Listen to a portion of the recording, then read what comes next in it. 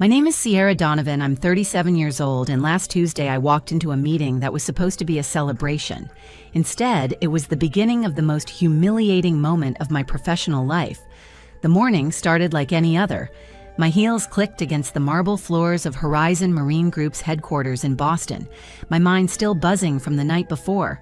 We had just closed the biggest deal in company history, a $1.3 billion contract with the Al Rashid Investment Group for 4 custom mega yachts.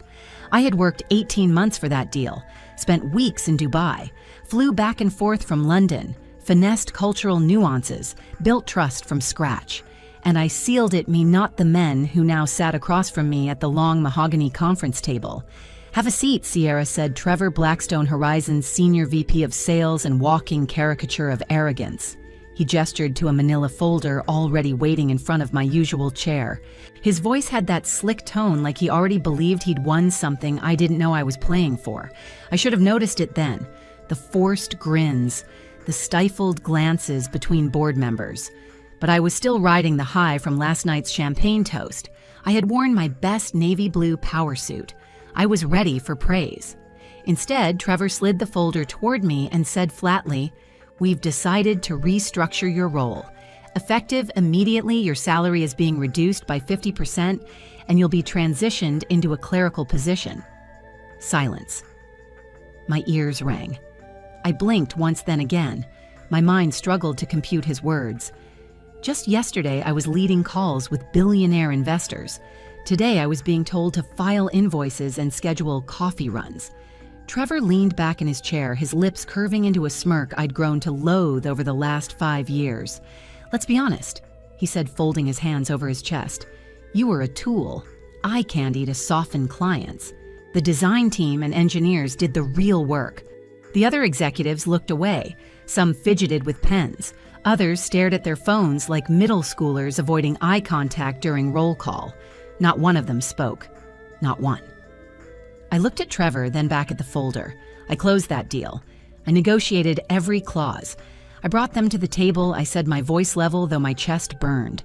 "With your charm," Trevor said with a chuckle, "which we no longer need." That was the moment everything shifted. It wasn't the betrayal. It wasn't even the salary cut. It was the utter erasure of my value. I had been the face of this division, the anchor of client trust, and now I was being dismissed like I'd just been lucky enough to wear the right dress to the right dinner. But what Trevor didn't know, what none of them remembered, was Clause 51A.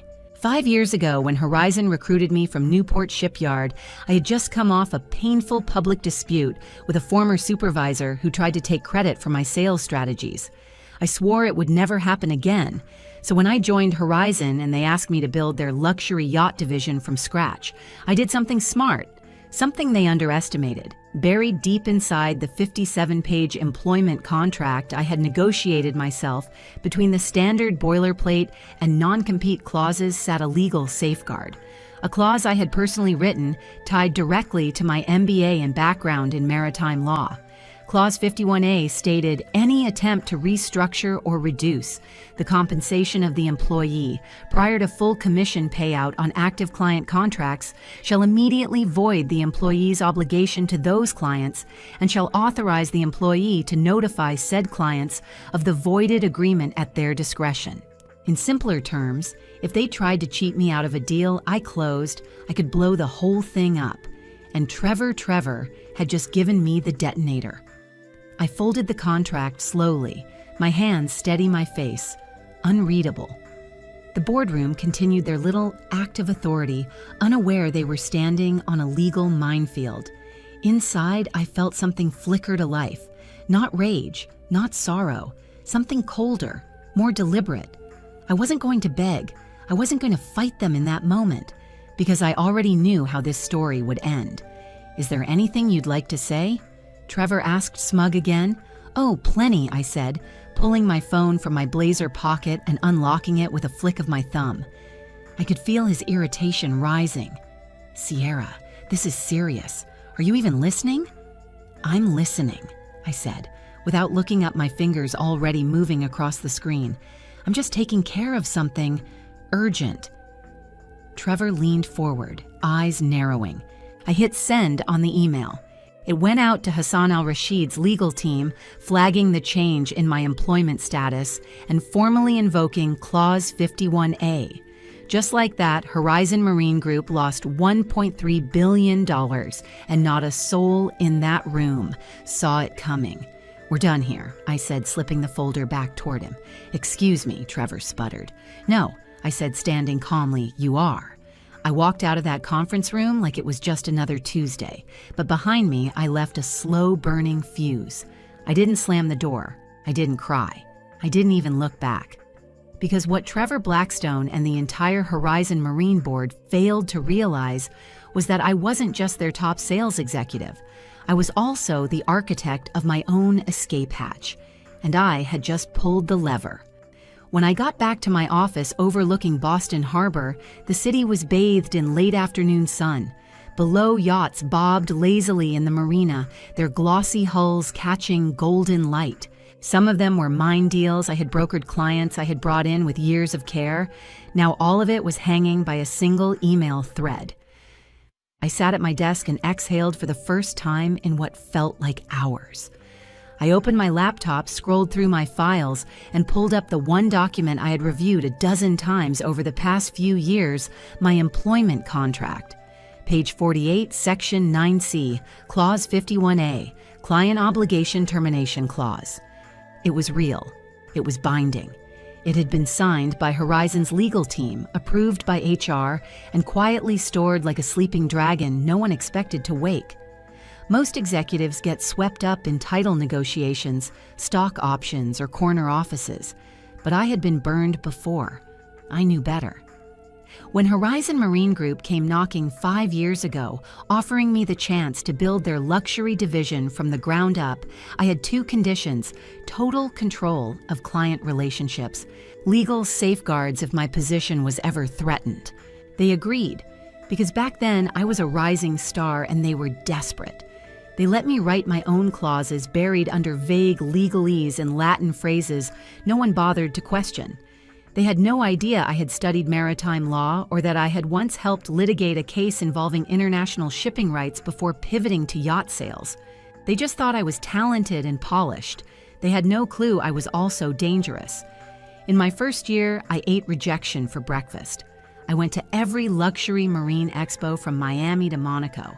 I worked 70-hour weeks, smiled through sexism, and sat through dinners where men mistook my silence for compliance. But I listened. I learned.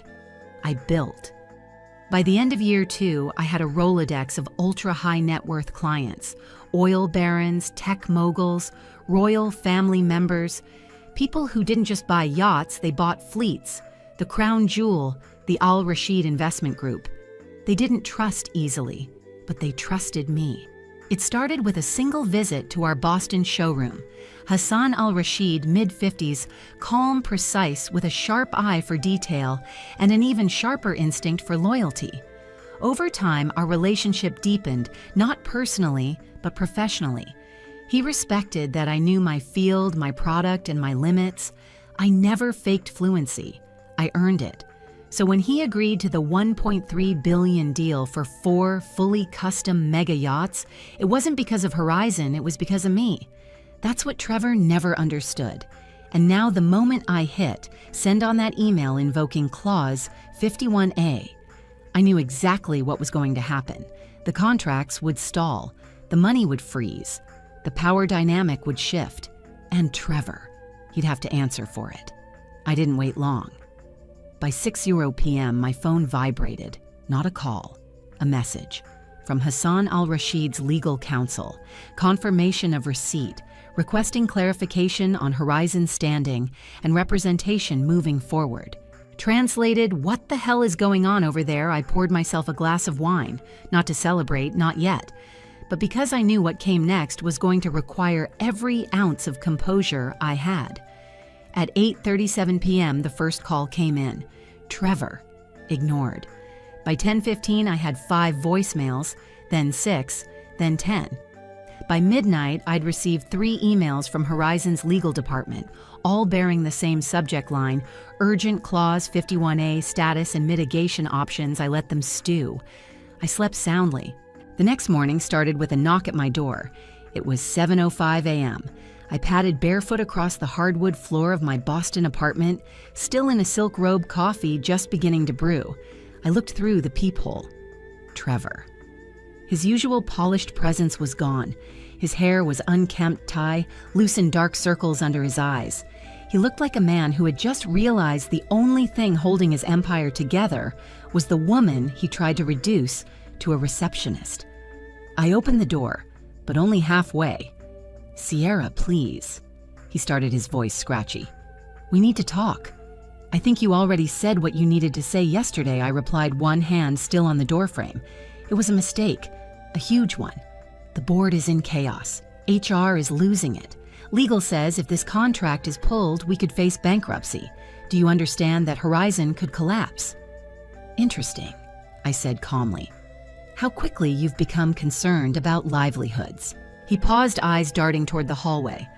"I was wrong. Okay, completely wrong. I was arrogant. I let my ego get in the way and I said some vile things that I didn't mean. Didn't mean I tilted my head because it sounded pretty rehearsed at the time." He swallowed. "Please. We'll reinstate your position. Full commission. A public apology if you want. Hell, we'll fire HR if you ask. Just don't let this deal fall through." I stared at him for a long moment. "You can't fix trust, Trevor.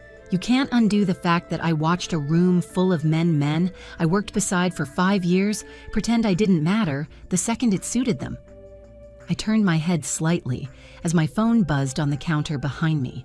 It was a text from Hassan. "Emergency meeting requested Monday 9:00 a.m. Dubai time. Contract status requires immediate clarification." I stepped aside and held out the phone so Trevor could see it. "That's my client," I said, "and he's not yours anymore." By Friday morning, the storm had officially arrived. I woke up to 17 missed calls, 12 from Trevor, 3 from Horizon's legal department, 2 from Gregory Horizon himself, the company's founder, and a man who hadn't spoken to me directly in over 2 years. Each voicemail sounded more desperate than the last. The tone shifted from defensive to pleading to outright terrified. The final one was just Gregory's quiet voice. "Sierra, we need to talk. Please, call me back. This is bigger than just a mistake." I didn't. Instead, I brewed coffee, opened my laptop, and methodically reviewed every document related to the Al Rashid deal. Every design sketch, every clause, every email, every promise made. I had archived it all. Backups, timestamps, screenshots, years of meticulous digital housekeeping. Trevor thought he was dealing with a glorified sales rep, but I had been documenting everything from day one because I never believed corporate loyalty was a two-way street. That afternoon, as Boston buzzed outside my apartment windows, I received a message directly from Hassan Al Rashid. "Call me at your earliest convenience. We have much to discuss." I did. He answered on the first ring. "Sierra, my friend," he said, his voice calm but tighter than usual. "I received a troubling email from Horizon's legal department. They claim the contract is now in jeopardy. Is that true?" I closed my eyes for a moment and nodded, though he couldn't see me. "Yes, Hassan, it's true, and I owe you an explanation." So I gave him everything. No spin, no theatrics, just facts. I told him about the meeting, the salary cut, the demotion, the exact words Trevor used to describe me. I even quoted the part about only being valuable for your looks. There was a pause on the other end, then a sharp inhale, and when Hassan finally spoke again, the warmth in his voice had vanished. "He said that to you, after what you accomplished for them, yes. And your own board did nothing, not a word." Another long silence. In our culture, he said, "Finally, we have a saying. The tree that bears the most fruit is the one they throw stones at. You've been feeding ungrateful people, Sierra." My throat tightened. "The yachts are still solid," I said quickly. "The design team, the production process, they're good people. This situation doesn't reflect on their talent. That is not the issue," Hassan said flatly. "Yachts can be built by many companies, but people like you, with integrity, vision, and strength, they are rare." And then he said the words that changed everything. "I have a proposal, but not for Horizon, for you." I blinked. "I'm listening." The Al Rashid Group has been considering launching our own marine consulting division. We've reached a scale that justifies it. We want someone to oversee our acquisitions, manage our growing fleet, and advise on all new builds. That person would report directly to me.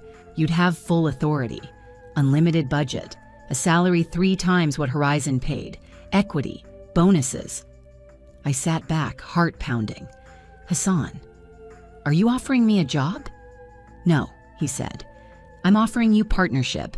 Director of Marine Assets Al Rashid Group, headquartered in Dubai. Your first responsibility: choose a new shipbuilder for our 4-yacht fleet, someone other than Horizon. I stared at my reflection in the window, the same skyline I had looked at for 5 years, but now it looked small. Trevor tried to bury me. Instead, he'd handed me the biggest opportunity of my life. Yes, I said, I'm very interested. Monday morning, D-Day. I didn't call Horizon. I didn't respond to their emails. I showed up. I walked into their sleek downtown headquarters in a tailored black pantsuit and heels that echoed like war drums against the lobby marble. The front desk receptionist froze. The security guards near the elevators looked uncertain, but no one stopped me.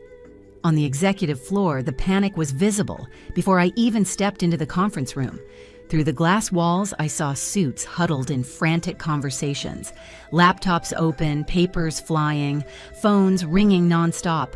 When I entered the hallway, Gregory Horizon himself came rushing out of reception to meet me. Sierra, thank God you're here. We have a problem. You mean you have a problem, I said, shaking his hand. He gestured toward the conference room. Let's talk, in private. Inside, it was chaos. Trevor stood in front of a whiteboard covered in financial projections, red arrows and giant numbers with circles around them. He stopped mid-sentence when he saw me. Sierra, he started, but Gregory held up a hand. She's here to speak with me. We sat down in a corner office with the blinds drawn. Gregory leaned forward, rubbing his temples. I've reviewed the contract. Clause 51A is valid. Our legal team signed off. Trevor's actions triggered it. And the fallout is catastrophic. I waited. We're prepared to make this right, he said. Effective immediately, Trevor is terminated. You'll be reinstated with a 50% salary increase, full commission back pay, and a formal apology from the board. It was generous. More than I ever expected. But it was too late. I pulled out my phone and opened the draft email I'd been sitting on for 24 hours. Hassan has offered me a new position, I said, showing it to him. I'll be the Director of Marine Assets for the Al Rashid Group. My first project is to oversee the construction of our 4 yachts with a new builder, not Horizon. Gregory read the email, face turning pale. Sierra, please. This company, this deal is our future, the shareholders. You should have thought about that before deciding I was expendable. I stood. This isn't about revenge anymore, I added. It's about respect, and I don't take disrespect lightly. As I walked out, the boardroom fell silent. I didn't say goodbye. I didn't need to. The headlines would speak for me. 3 weeks later, I was standing in an office that made Horizon's boardroom look like a cubicle. Floor-to-ceiling glass overlooked the Persian Gulf. The waters shimmered beneath a cloudless sky. In the distance, construction cranes danced around towers taller than anything in Boston. And across the desk from me, Hassan Al Rashid handed me a thick leather folder stamped with his family crest. The final contracts, he said, signed. You are now officially the Director of Marine Assets for the Al Rashid Group. I didn't speak at first. I just stared at the embossed name on the folder, Sierra Donovan. It looked surreal. Not because I didn't believe I deserved it, but because someone finally did. Thank you, I said, my voice steady, for believing in me. Hassan smiled. You earned this, not just through your work, but through your character. A soft knock interrupted us. His assistant entered with a tray of traditional Arabic coffee. It was a small ritual, but one we had observed since the earliest days of our negotiations. Respect, ceremony, trust, values. Horizon never truly understood. We sat in silence for a moment, sipping from the tiny, ornate cups. Benetti Yachts has confirmed construction on the first of the 4 vessels, Hassan said, placing a document between us. You'll coordinate directly with their Italian team. No intermediaries. 18 months for full delivery. That's the goal. You'll manage all design approvals, contracts, inspections, complete authority. I nodded slowly. And Horizon? I asked. Desperate. He replied, his smile tightening. Their founder called again yesterday. Gregory, yes. He asked whether Horizon could bid on future Al Rashid projects. I told him respectfully that all procurement decisions now go through you. I couldn't help the small, satisfied laugh that escaped me. What did he say? Nothing. Silence. But I imagine his expression was enlightening. I leaned back in the sleek leather chair, looking out at the Gulf again. The irony was almost too rich to process. Trevor had tried to destroy me with one sentence, one boardroom ambush. Instead, he'd handed me a global empire. And now Horizon couldn't even talk to my client base without going through me. From dismissed to indispensable in 21 days flat. 6 months later, the Monaco Yacht Show. The Monaco Yacht Show was the Oscars of the marine industry. Super yachts gleamed under Mediterranean sun. Helicopters ferried in billionaires. Designers, engineers, and media swarmed every dock. I stood at the bow of a 180 million custom build from Benetti, wearing a cream silk dress, hair swept up phone in one hand, champagne in the other. On my lanyard, Al Rashid Group, Director of Marine Assets. It was the kind of moment I never used to imagine for myself. Not because I didn't think I could get here, but because I was too busy surviving to dream this big. Sierra. I turned at the sound of my name. It was Jennifer Walsh Horizon's new VP of Sales, Trevor's replacement. She looked sleek and polished, but her smile didn't quite reach her eyes. "It's good to see you here," she said. Likewise, I replied, offering a handshake. "How are things at Horizon?" She hesitated. "Rebuilding." The Al Rashid situation hit us hard. She didn't need to explain. Everyone in Monaco knew what happened. Horizon stock had dropped 40% after losing the contract. They'd been forced to lay off 60 employees and cancel their European expansion. "We've implemented new leadership protocols," she said. "HR's been restructured, sensitivity training, a new commission model, everything you should have had in the first place." I nodded, keeping my expression neutral. "That's good to hear." She shifted awkwardly. "If you ever consider coming back to U.S. yacht sales, Jennifer?" I said gently, "I'm not coming back." She nodded, once then disappeared into the crowd. I didn't feel smug. I didn't feel angry. I just felt done. This part of my story, the part where I needed anyone's validation, was over. That night, Monaco Harbor. As the sun set, I stood on the upper deck of Hassan's newest acquisition, a 350-foot masterpiece christened the Orenda. The name meant the mystical force present in all people that empowers them to affect the world. It was my idea. The yacht glided silently in the harbor, the city lights dancing on the waves. I sipped chilled wine phone in hand, watching the industry headlines scroll across my screen. Horizon Marine Group battles, ongoing financial woes. After 1.3B deal collapse, former Horizon exec re-emerges as global power player in yacht procurement. Exclusive Al Rashid Group appoints Sierra Donovan as marine director. I clicked the screen off. This wasn't about revenge anymore. This was about the fact that I had taken the worst moment of my professional life and turned it into something unstoppable. I'd been called decorative. I'd been told I was used for my looks. I'd been cast aside the moment I became inconvenient. But now I was the one they had to call if they wanted to survive. The view from the top was breathtaking, but the climb, that's what made it mine. A month after the Monaco Yacht Show, I got a message from an old colleague at Horizon. Just so you know, the message read they laid off another 40 employees. Word is they're closing the European office. You burned the house down. I mean that in the best way. I stared at the screen for a moment, letting the words settle. I didn't feel vindicated. Not exactly. Horizon's implosion didn't give me joy, it gave me clarity. Because this wasn't about revenge anymore. Not for me.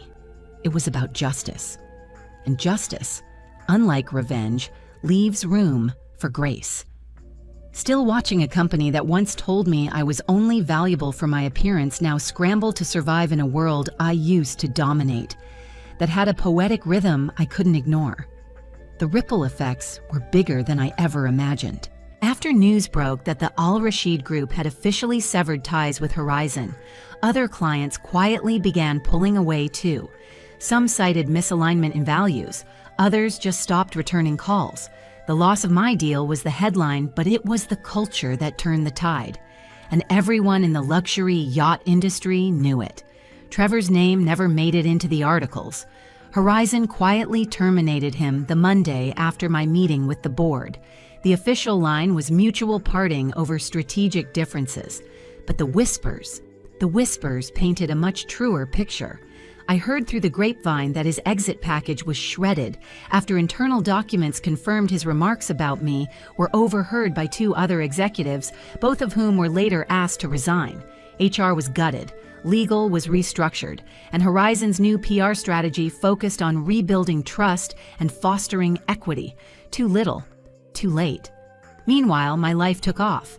I was flying to Italy every month to oversee the Benetti builds. I met with materials teams in Viareggio design engineers in Livorno and procurement heads from Norway to Singapore. I wasn't just approving contracts anymore, I was shaping the entire industry conversation. Trade journals started running op-eds quoting me as a leader in ethical procurement and the force behind Al Rashid's global expansion. I was invited to speak on panels. I got interview requests from Forbes Yachting International and a dozen finance podcasts I'd never heard of. But the part that mattered most, the messages from other women I'd met at conferences, women I'd mentored, even women I didn't know who had followed the story online and reached out to say, "You made me realize I don't have to stay quiet. I read about what you did. I renegotiated my contract yesterday. Thank you. Just thank you." That's when it hit me. Trevor thought I was just fighting for a commission, but what I was really doing was taking back every moment I'd swallowed my voice just to be allowed in the room. 2 months after Monaco, a familiar phone call. My assistant knocked gently on my office door in Dubai. Sierra Line 2, Gregory Horizon. I didn't move for a moment. Then I picked up. "Gregory," I said coolly. "Sierra," he said, voice heavy with defeat. "I know you're busy. I'll be brief." "Good. Let's keep it that way. I heard Benetti's building your fleet, and I wanted to ask if Horizon might be considered for future Al Rashid contracts." I almost laughed. "You want Horizon to bid on new projects after what happened?" "We've made changes," he said quickly. "New leadership, new policies. A formal apology to you is already drafted and waiting for board approval. Whatever it takes, Sierra." I walked to the window, watching the Gulf sparkle under the late afternoon sun. "Gregory," I said slowly, "you're calling the woman you tried to erase, asking if she'll let you back into a circle you no longer belong to." Silence. "I'm calling the woman who built that circle," he corrected quietly, "and I'm asking her to give us a second chance." There was a time when that would have shaken me, when hearing my former CEO acknowledge my power would have meant something. But now, it only confirmed what I already knew. "All marine procurement decisions go through me now," I said, echoing Hassan's words. "So, is that a no?" "It's a never," I said gently. I hung up. And just like that, Horizon's last hope for relevance slipped through their fingers. 3 weeks later, the closure. I was attending a shipyard ribbon cutting in Genoa when my phone buzzed with a headline notification: Horizon Marine Group to restructure after major losses, layoffs expected to exceed 100 employees. The article cited strategic missteps, lost key accounts, and internal leadership controversies. They didn't mention me by name, but they didn't have to. Every person in the industry already knew the real story, that a woman they dismissed had become the gatekeeper to one of the largest yacht portfolios in the world. That night, private dinner in Dubai. Hassan hosted a dinner at his estate for select partners. Only 20 people, catered by a Michelin-starred chef. Private violin quartet. At the end of the meal, he raised a toast. To Sierra, he said, glass in hand, who reminds us that integrity is not weakness and that silence is not the same as obedience. Everyone applauded. I smiled, lifting my own glass, thinking about the girl I was. 5 years ago, too polite, too trusting, too eager to belong. She was gone now. In her place stood a woman who had learned that the best way to win was not to fight for a seat at someone else's table, but to build your own. 6 months had passed since I walked out of Horizon Marine Group with my dignity intact and my future reborn. But one moment from that final meeting still echoed in my mind. You can't fix trust, Trevor, I had said, and you certainly can't fix the legal consequences of violating my contract. It wasn't just a mic drop. It was the truth, one that had followed them into every boardroom since. Now I sat on the sun-drenched terrace of the Al Rashid Group's new marine headquarters in Dubai, sipping jasmine tea and reviewing specs for a custom 420-foot Explorer yacht destined for a Norwegian tech magnate. This one wasn't just big, it was revolutionary. Arctic-hardened hull, helipad, spa deck, AI-powered navigation, a 300 million floating fortress. I was the one who hand-picked the designer, negotiated the builder, and mapped out every milestone in the project. A year ago, none of this was even imaginable. A year ago, I was sitting in a boardroom being told I was just a pretty face. And now, my name showed up in Yachting Elite's top 10 most influential women in marine innovation. I was listed beside CEOs, naval architects, and billionaires. But the best part, I didn't just earn a title. I earned respect. The night it sank in. It wasn't a headline or a trophy that made it real for me. It was a letter. A handwritten one folded carefully and sent from the US. A young woman, an intern who'd once shadowed me at Horizon, had tracked down my Dubai office address and written 6 pages. She told me about how she was passed over for a promotion after doing double the work of her male counterpart, how she was told to smile more in client meetings, how she almost quit until she read about me. She wrote, "I didn't just see a woman who stood up for herself. I saw a roadmap. Thank you for not being quiet." I read that last line over and over, and I cried. Not because I was sad, but because I finally understood what had happened. Trevor didn't destroy my career. He revealed it. He pulled off the blindfold, he showed me the ceiling. And then, by underestimating me, he handed me the hammer I needed to smash right through it. Closure people still ask me if I ever spoke to Trevor again. The answer, once. About a year after everything, I ran into him at the Fort Lauderdale International Boat Show. He looked older, not physically, but dimmer. Like something inside him had unraveled and never reassembled quite right. He didn't approach me. He just stood near the back of the room during a panel I was leading on gender equity and innovation in the marine industry. I saw him watching as I took questions from the crowd, and for a split second our eyes met. He gave a slight nod. I didn't return it. Not out of pettiness, but because some things don't deserve acknowledgement. Let the silence speak. Legacy today, I mentor a dozen young professionals, half of them women, several from regions where ambition alone isn't enough. I tell them the same thing I wish someone had told me when I started. Never apologize for knowing your worth. Document everything and write your own damn clause. I also rewrote my story, literally. I started a blog, then a podcast, and soon after a book deal landed in my inbox. The Clause, How I Turned Betrayal into Billion-Dollar Leverage. The subtitle, Not Revenge, Reinvention. The final word. As I sit here whined whispering through the palms outside my window, I think back to that version of me who sat in the conference room across from Trevor, humiliated, cornered, underestimated. And I wish I could tell her just one thing: you're not at the end. You're at the pivot, and when it turns, you won't just rise, you'll soar. Because in the end, the best revenge wasn't making Horizon pay. It was building something so powerful, so undeniable, so yours, that they'd spend the rest of their careers wishing they hadn't let you go. Have you ever been underestimated by the people you gave everything to? What did you do when they tried to erase your value? Tell me in the comments. Share your story. And if this one hit home, don't forget to like, subscribe, and follow for more true stories of bold betrayals and even bolder comebacks. I'm Sierra Donovan, and this time I wrote the ending.